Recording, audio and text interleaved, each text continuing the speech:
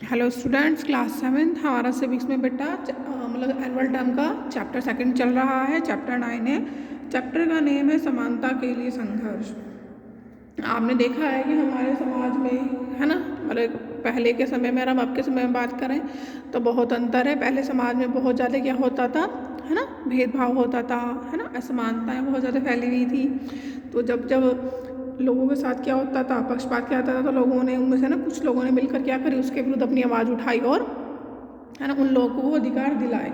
तो इस चैप्टर के है ना हम पार्ट 1 में हम इससे रिलेटेड पढ़ चुके हैं। अब आगे हम पढ़ते हैं कि तवा मत्स्य संघर्ष, है ना, इसके बारे में बताया जा रहा है। भाई तवा मत्स्य संघर्ष में क्या, जब जंगल के बड़े क्षेत्रों को जानवरों के लिए अभयारण्य घोषित कर दिया जाता है और बड़े बांधों का निर्माण किया जाता है तो हजारों लोग विस्थापित होते हैं। वो क्या चीज़ कह रहे हैं कि जब क्या होता है कि जंगल के बड़े बड़े क्षेत्रों को क्या करते हैं, जानवरों के लिए, है ना, तो जंगल के बड़े बड़े हिस्से को क्या, जानवरों के लिए अभयारण्य यानी कि उनके लिए सुरक्षित प्लेस है ना कर दिया जाता है, घोषित कर दिया जाता है।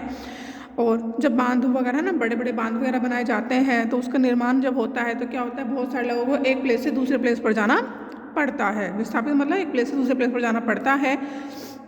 पूरे के पूरे गांवों के लोगों को अपनी जड़ों को छोड़कर कहीं और नए घर बनाने और नई जिंदगी आरंभ करने के लिए मजबूर कर दिया जाता है। भाई सीधी बात है, क्या होता है कि सभी लोगों का जहाँ वो शुरू से रहते आ रहे हैं उन प्लेस को छोड़कर दूसरे प्लेस पर जाना पड़ता है। इन विस्थापितों में से अधिकांश लोग गरीब होते हैं। अधिकतर लोग कौन होते हैं, जो गरीब लोग होते हैं, है ना, एक प्लेस से दूसरे प्लेस पर उनको जाना पड़ता है, मजबूर होते हैं। शहरी क्षेत्रों में भी वे बस्तियां जहां गरीब रहते हैं उन्हें हटा दिया जाता है। भाई शहर के कुछ क्षेत्र जहाँ पर क्या होता है, लोग बाग झुग्गी झोपड़ी बनाकर है ना रहते हैं, वहाँ से उनकी बस्तियों क्या करते हैं, हटा दिया जाता है। उनमें से कुछ को शहर के बाहरी इलाकों में दोबारा बसाया जाता है। उन्हें शहर के अंदर से ना उनको भी हटाकर कहाँ, शहर के बाहर, है ना, दूर, थोड़ा शहर से दूर, है ना, के इलाके में क्या करता है, बसाया जाता है। इस सारी कवायद में न सिर्फ हटाए गए लोगों के काम धंधे प्रभावित होते हैं बल्कि शहर में स्थित स्कूलों से दूर हो जाने की वजह से इन बस्तियों के बच्चों की पढ़ाई भी अक्सर क्या होती है, गंभीर रूप से प्रभावित होती है। भाई उनके काम वगैरह पर तो प्रभाव पड़ता ही है, साथ साथ किस चीज़ पर प्रभाव पड़ता है कि भाई सपोज के जो बच्चे वहाँ पर है ना आसपास उनके स्कूल थे, वो स्कूल जा रहे थे, स्कूल उनसे दूर हो जाता है और इस चीज़ का बहुत ज़्यादा प्रभाव है ना उन पर पड़ता है। स्पेशली किन पर पड़ता है, बच्चों की पढ़ाई पर। जब बच्चों का है कि भाई बच्चे कहाँ स्कूल से दूर जाके प्लेस पर रह जाते, मतलब बस जाते हैं, तो उनकी क्या होती है, बीच में ही पढ़ाई वगैरह छूट जाती है। लोगों और समुदायों का विस्थापन हमारे देश में एक बड़ी समस्या का रूप ले चुका है। भाई कोई किसी समुदाय के लोग या है ना भाई लोग या उसके है ना किसी समुदाय के लोग एक प्लेस से दूसरे प्लेस पर जा रहे हैं, हमारे देश के लिए बहुत बड़ी समस्या बन चुका है। ऐसे में कई बार लोग संगठित होकर इसके विरुद्ध लड़ाई के लिए सामने आते हैं। वो कहते हैं कि भाई सभी लोग क्या करते हैं, कभी कभी बहुत सारे लोग एक साथ इकट्ठा होकर इसके विरुद्ध क्या करते हैं, अपनी आवाज़ को उठाते हैं। देश में ऐसे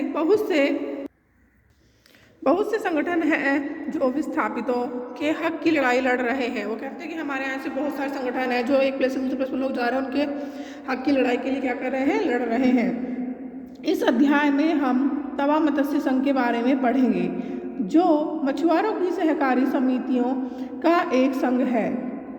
अब यहाँ क्या होता है, जो तवा मत्स्य संघ के बारे में पढ़ रहे हैं ना इस चैप्टर में, और वो कौन है, जो मछुआरों की सहकारी समितियों का क्या है, एक संघ है। मछुआरे कौन होते हैं, जो मछली पकड़ने का कार्य करते हैं और सतपुड़ा के जंगल से विस्थापित लोगों के अधिकारों के लिए लड़ रहे हैं।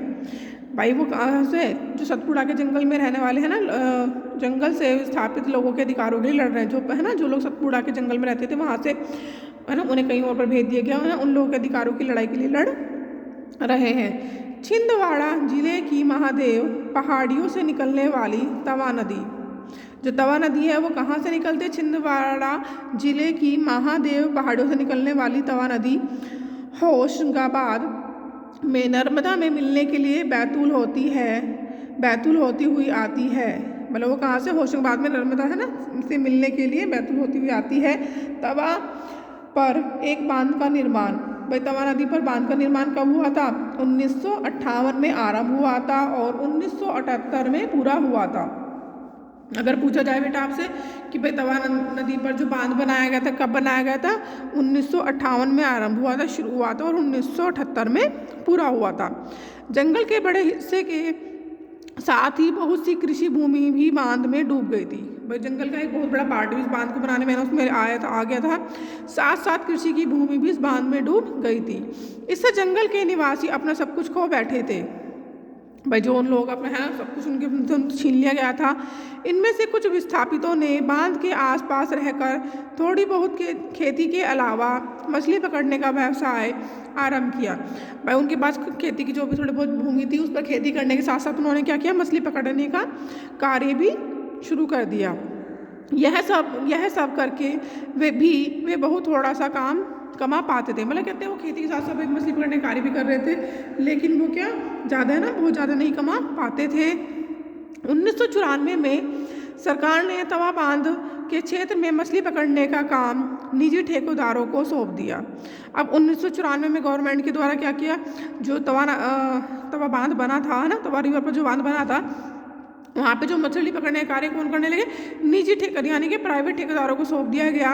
इन ठेकेदारों ने स्थानीय लोगों को काम से क्या कर दिया, अलग कर दिया और बाहरी क्षेत्र से सस्ते श्रमिकों को ले आए।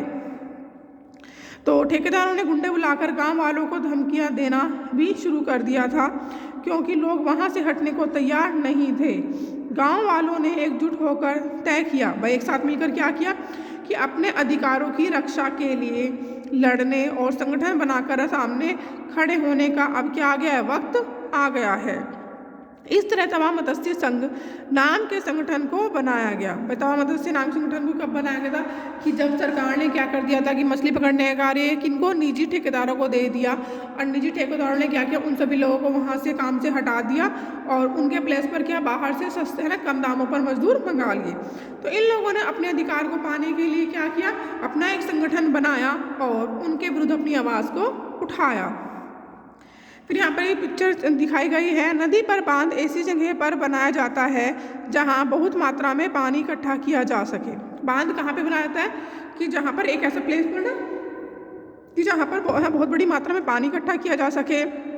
ऐसा करने से एक जलाशय बन जाता है और जैसे जैसे उसमें पानी भरता है जमीन का एक बड़ा क्षेत्र उसमें डूब जाता है। ऐसा इसलिए होता है क्योंकि नदी पर बनाए गए बांध की दीवार ऊंची होती है और उससे रुका हुआ पानी एक बड़े इलाके में फैल जाता है। यह फोटो कहाँ के, उत्तराखंड के टिहरी बांध के बनने से डूब में आए इलाके की है। इस बांध के कारण पूरा टिहरी शहर और 100 गांव, जिनमें से कुछ पूरी तरह और कुछ आंशिक रूप से पानी के नीचे समा गए हैं। लगभग 1 लाख लोगों को वहाँ से मतलब एक प्लेस से दूसरे प्लेस पर जाना पड़ा। नवगठित तवा मत्स्य संघ TMS ने सरकार से मांग की कि लोगों के जीवन निर्वाह के लिए बांध में मछलियाँ पकड़ने का काम को जारी रखने की अनुमति दी जाए। भाई जो नवगठित जब उन लोगों ने क्या क्या किया था कि भाई अपना एक तवा मत्स्य संघ बनाया था, तो उन लोगों ने सरकार से मांग की कि भाई मछलियाँ पकड़ने का काम क्या करना चाहिए, अभी हम लोग को उसकी अनुमति दे देनी चाहिए। यह मांग करते हुए चक्का जाम, उन्होंने क्या कर दिया, जाम लगाना शुरू कर दिया। उनके प्रतिरोध को देखकर सरकार ने पूरे मामले की क्या करी, समीक्षा करी और एक समिति गठित की। समिति ने गाँव वालों के जीवन यापन के लिए उनको मछली पकड़ने का अधिकार देने की क्या करी, भाई उनको अधिकार देने अनुशंसा की। फिर 1996 में मध्य प्रदेश सरकार ने तय किया कि तवा बांध के जलाशय से मछली पकड़ने का अधिकार यहाँ के विस्थापितों को ही दिया जाएगा। 2 महीने बाद सरकार ने तवा मत्स्य संघ को बांध में मछली पकड़ने के लिए 5 वर्ष का पट्टा लीज पर देना स्वीकार कर लिया। इस तरह 2 जनवरी 1997 को तवा क्षेत्र में 33 गांवों के लोगों के लिए नया साल सही अर्थों में आरंभ हुआ। भाई वहाँ पर पहले सरकार ने क्या किया था कि मछली पकड़ने का जो कार्य था वो कहाँ के, निजी ठेकेदारों को दे दिया, लेकिन फिर भाई उन लोगों के क्या हो गए, बेरोजगार ठप हो गए। तो जो वहाँ के रहने वाले व्यक्ति थे उन लोगों ने उसके विरुद्ध आवाज़ उठाई और क्या कहा कि भाई ये ना मछली पकड़ने का अधिकार हम लोगों को दे देने चाहिए।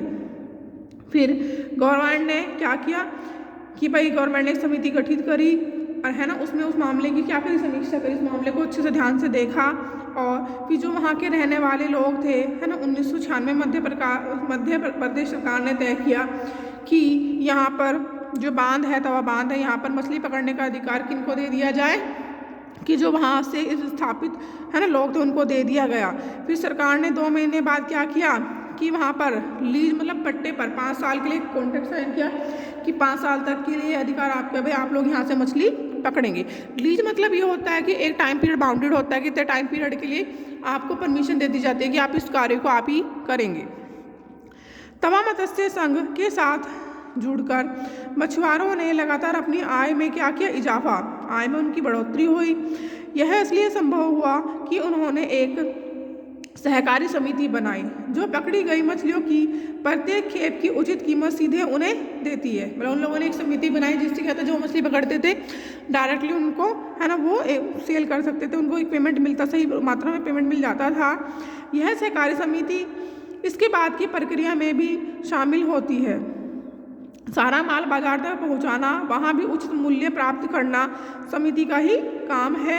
ये मछुआरे पहले की तुलना में 3 गुना ज़्यादा कमाने लगे हैं। भाई पहले क्या होता था कि बीच में एक मीडिएटर होता था, उसके थ्रू जाती थी, तो उन्हें उसके क्या था भाई उनके कार्य का सही मूल्य नहीं मिल पाता था। लेकिन जो ये समिति थी क्या करती थी, उन लोगों को सही मूल्य देती थी और मार्केट में भी एक भाई सही मूल्य है ना फिक्स कर उनको सेल करती थी। और अब जो ये मछुआरे थे इनकी अर्निंग क्या कितनी हो गई थी, पहले से 3 गुनी ज़्यादा हो गई थी। तवा मत्स्य संघ ने जाल खरीदने और रख रखाव की ज़रूरत के लिए मछुआरों को क्या करा, ऋण देने की व्यवस्था भी की। भाई सीधी बात है, उन्हें मछलियाँ पकड़नी है तो उसके लिए उन्हें जाल वगैरह है ना वही कुछ चीज़ों की आवश्यकता होती है, उसके लिए उन लोगों को उन्होंने क्या किया कि ऋण प्रोवाइड कराने लगे। मछुआरों के लिए अच्छी आमदनी प्राप्त करने के साथ साथ तवा मत्स्य संघ ने इस बात की भी व्यवस्था की कि जलाशय में मछलियों को ठीक ढंग से पलने बढ़ने की स्थितियाँ मिले, कि भाई मछलियाँ जैसे वहाँ पे भाई अच्छे से वो पलेगी बढ़ेगी है ना, उसको मतलब सही सुविधाएं मिलनी चाहिए। TMS ने सभी के सामने यह बात सिद्ध कर दी कि लोगों को जब आजीविका का अधिकार मिलता है तो वे अच्छे प्रबंधन के गुणों का परिचय भी देते हैं, कि मतलब वो कहते हैं कि भाई उन्हें जब सब अधिकार वगैरह मिलेंगे, उन्हें सुविधाएं मिलेगी तो वे अच्छे प्रबंधन के गुणों का भी परिचय देते हैं। यहाँ पिक्चर में शो किया गया है कि सबसे ऊपर TMS के सदस्य एक रैली के विरोध करते हुए, कि ऊपर रैली दिखाई जा रही है, किसके द्वारा निकाली जा रही है, TMS के सदस्यों के द्वारा निकाली जा रही है। फिर सेकंड पिक्चर में दिखाया गया है ऊपर सहकारी समिति की एक सदस्य मछली तौलती हुई, भाई सहकारी जो समिति है उसकी एक सदस्य क्या करती है, मछलियों को तौल रही है ना, और एक अपना कार्य करती हुई दिखाई दे रही है। पिक्चर शो की गई है, पिक्चर में दिखाया गया है कि असमानता के विरुद्ध रचनाबद्ध अभिव्यक्ति है ना, जब वहाँ पर असमानता वगैरह दिखाई दे रही है तो उसके लिए विरोध में कैसे दिखाया जा रहा है। कुछ लोग असमानता के विरुद्ध आंदोलनों में हिस्सा ले रहे होते हैं तो कुछ और लोग असमानता के विरुद्ध अपनी कलम, अपनी आवाज़ या अन्य कलाओं जैसे कि नृत्य, गीत, संगीत आदि का प्रयोग है ना ध्यान आकर्षित करने के लिए करते हैं। लेखक, गायक, नर्तक और कलाकार भी असमानता के विरुद्ध संघर्ष में सक्रिय भूमिका निभाते हैं। अक्सर ही कविताएं, गीत और कहानियाँ न सिर्फ हमें प्रेरित करती है बल्कि वे असमानता में हमारे विश्वास को दृढ़ भी करती है। वे न के सिर्फ हमें प्रेरित करती है बल्कि हमें सही दिशा में चलना भी सिखाती है। वो कहते हैं कि भाई इसमें दिखाया गया है कि भाई जैसे कि जब कहीं पर समाज में असमानताएं दिखाई जाती हैं तो उसके विरुद्ध लोग अपनी वॉइस उठाते हैं, उसमें सभी व्यक्ति अपना अपना एक रोल प्ले करते हैं। जैसे कि इसमें दिखाया गया है कि भाई लेखक है, गायक है, नर्तक है, कलाकार भी है ना असमानता के विरुद्ध क्या करते हैं, अपनी एक सक्रिय भूमिका को निभाते हैं। सीधी बात है, जो लेखक होता है वो कविता के रूप में या गाने के रूप है कविता के रूप में दिखाया जाता है। गायक है ना, वो अपनी उन समस्याओं को है ना गाना गाकर लोगों को है ना अवेयर करने की कोशिश करता है। नर्तक के द्वारा डांस की फॉर्म के रूप में ना ये चीज़ें सब दिखाई देते हैं कि हर व्यक्ति अपना अपना एक अलग रोल प्ले करता है। फिर यहाँ प्रस्तुत यह गीत विनय महाजन द्वारा सूचना के अधिकार के अभियान में लिखा गया है, कि जो विनय महाजन उनके द्वारा किस चीज़ के बारे में, सूचना के अधिकार में, जानने का हक। बड़े अभी हमें क्या क्या जानने का हक है, मेरे सपनों को ये जानने का हक है रे, क्यों सदियों से टूट रहे हैं इन्हें सजने का नाम नहीं। मेरे हाथों को ये जानने का हक है रे, क्यों बरसों से खाली पड़े हैं इन्हें आज भी काम नहीं। वो कहते हैं कि भाई मुझे ना ये जानने का अधिकार है, हक है कि भाई जो मैं सपने देख रहा हूँ वो क्यों सदियों से टूटते आ रहे हैं, है ना, क्या इन्हें सजने का नाम नहीं है, भाई इन्हें पूरा होने का नहीं है। फिर वो कहता है कि भाई मेरे हाथों के ये जानने का हक नहीं है क्यों ये बहुत समय से खाली है ना, क्यों आज भी मेरे पास काम नहीं है। मेरे पैरों को ये जानने का हक रे क्यों गांव गांव चलना पड़े, क्यों बसने का एक निशान नहीं है। वो कहते हैं कि भाई मैं एक प्लेस से दूसरे प्लेस पर जा रहा हूँ, है ना, बार बार, तो क्या इन्हें अधिकार नहीं है कि मैं अपना एक प्लेस पर अपना, है ना, बस सकूँ, रह सकूँ। मेरी भूख को ये जानने का हक रे क्यों गोदामों में सड़ते हैं दाने, मुझे मुट्ठी भर धान अन्याय नहीं। कि भाई वो कहते हैं कि भाई मैं भूख प्यास से क्यों दुखी हो रहा हूँ, जो इतने गोदामों में खाना पड़ा हुआ है क्या उसमें से मुझे थोड़ा बहुत लेने का अधिकार नहीं है। मेरी बूढ़ी माँ को ये जानने का हक रे क्यों गोली नहीं, सुई दवा खाने पट्टी टाँकी का सामान नहीं। वो कहते हैं कि जो मेरी बूढ़ी माँ है उसको क्या है जानने का हक नहीं है कि भाई क्यों गोली नहीं, सुई दवा खाने, है ना, पट्टी टाँकी का सामान नहीं। मेरे बच्चों को ये जानने का हक रे क्यों रात दिन करे मजदूरी, क्यों शाला मेरे गांव में नहीं। भाई मेरे बच्चे दिन रात काम कर रहे हैं, क्या उन्हें ये अधिकार नहीं कि भाई मेरे गांव में एक पाठशाला हो, विद्यालय हो, जहां पर वो क्या कर सके, शिक्षा ले सके। इस गीत के माध्यम से, है ना, वो जो उन लोगों के सामने समस्याएं थी, है ना, उनको, है ना, बताने की वो कोशिश कर रहे हैं। फिर भारत का संविधान एक जीता हुआ दस्तावेज, भाई किस तरह से है, न्याय के लिए, किसी आंदोलन और समानता के लिए। गीत और कविता की तमाम प्रेरणाओं के पीछे जो एक भाव होता है वह मनुष्य की क्षमता का ही होता है। आप यह जानते ही हैं कि भारत का संविधान हम सभी को समान मानता है। भाई हमारे संविधान में सभी व्यक्ति को एक समान माना गया, इसमें ये नहीं है कि वो छोटा बड़ा ऊंचा नीचा ऐसा कुछ नहीं है। देश में समता के लिए चलने वाले आंदोलन और संघर्ष अक्सर संविधान के आधार पर ही समता और न्याय की बात करते हैं। भाई हमें जो आंदोलन वगैरह जो चल रहे हैं, संघर्ष हो रहे हैं, वो संविधान के आधार पर समता और न्याय की बात करते हैं। तवा मत्स्य संघ के मछुआरों की आशा का आधार भी संविधान के प्रावधान ही है। अपनी बातचीत में लगातार संविधान का जिक्र करने से वे उसे एक ऐसे जीते हुए दस्तावेज की तरह उपयोग कर रहे हैं जो हमारे जीवन में सचमुच अर्थ रखता है। लोकतंत्र में कई व्यक्ति और समुदाय लगातार इस दिशा में कोशिश करते हैं कि लोकतंत्र का दायरा बढ़ता जाए और अधिक से अधिक मामलों में समानता लाने की ज़रूरत को स्वीकार किया जाए। वो कहते हैं कि हमारे संविधान में हर व्यक्ति को एक समानता का अधिकार दिया गया है और उसे क्या माना गया है कि उसे जीता जाता दस्तावेज की तरह उपयोग किया गया है, जिसमें हमारे जीवन में सचमुच ही उसका कोई एक अर्थ रखता है, उसकी एक वैल्यू है। कि लोकतंत्र में कई व्यक्ति और समुदाय लगातार क्या कर रहे हैं, इस दिशा में कोशिश कर रहे हैं कि सभी व्यक्तियों को, भाई एक तो लोकतंत्र का दायरा बढ़ना चाहिए, सभी को क्या मिलना चाहिए, भाई लोकतंत्र का दायरा बढ़ाया जाए और अधिक से अधिक मामलों में समानता लाने की जो ज़रूरत है उसको स्वीकार किया जाना चाहिए। समता का मूल्य लोकतंत्र में केंद्र है। इस पुस्तक में हमने ऐसे कुछ मुद्दों को देखने का प्रयास किया है जो लोकतंत्र के इस मूल भाव के लिए चुनौती पैदा करते हैं। वो कहते हैं कि समता का मूल्य लोकतंत्र में क्या है, एक केंद्रित है कि भाई इस पुस्तक में हमें क्या दिखाया, मतलब क्या दिखाने की कोशिश की गई है कि लोकतंत्र में के इस मूल भाव के लिए क्या है, एक चुनौती पैदा करते। जैसा कि आपने पढ़ा, देश की स्वास्थ्य सेवाओं का निजीकरण, संचार के माध्यमों पर व्यावसायिक घरानों का बढ़ता दबाव, नियंत्रण, महिलाओं के श्रम को कम मूल्य देना और कपास के किसानों की बेहद कम आय होना, ये सब लोकतंत्र के लिए चुनौती हैं। भाई लोकतंत्र के लिए क्या क्या चुनौती बताई गई है कि भाई हमने जैसे बुक में पढ़ा है कि नॉर्मली आपका क्या हो रहा है कि आपकी जो स्वास्थ्य सेवाएं हैं उसको क्या निजीकरण, यानी कि प्राइवेट हॉस्पिटल्स वगैरह खुल रहे हैं। जो प्राइवेट हॉस्पिटल्स हैं वहाँ पे एक आम व्यक्ति के लिए, है ना, अपना इलाज कराना, है ना, पॉसिबल नहीं है। क्यों? क्योंकि वहाँ पे जो इलाज किया जाता है, ट्रीटमेंट किया जाता है, बहुत ही महंगा होता है ना। जो व्यक्ति अपनी बेसिक आवश्यकताओं को पूरा ही नहीं अच्छे से कर पा रहा है तो क्या वो प्राइवेट हॉस्पिटल में अपना इलाज कर सकता नहीं कर सकता है। फिर दूसरी चीज़ है कि जो हमारे संचार माध्यम है, मीडिया वगैरह है, आपका टीवी वगैरह है, न्यूज़ वगैरह है ना, ये सब चीज़ें हैं, इनके द्वारा हमें यह दिखाया जाता है कि इस पर किसका कंट्रोल है, व्यावसायिक घरानों का बढ़ता दबाव और नियंत्रण है। महिलाओं को श्रम जो दिया जाता है वो क्या दिया जाता है, बहुत कम दिया जाता है है ना। और जो किसान जो कपास को उगाते हैं उनको भी क्या होता है कि उनकी भी आय जो होती है बहुत कम होती है।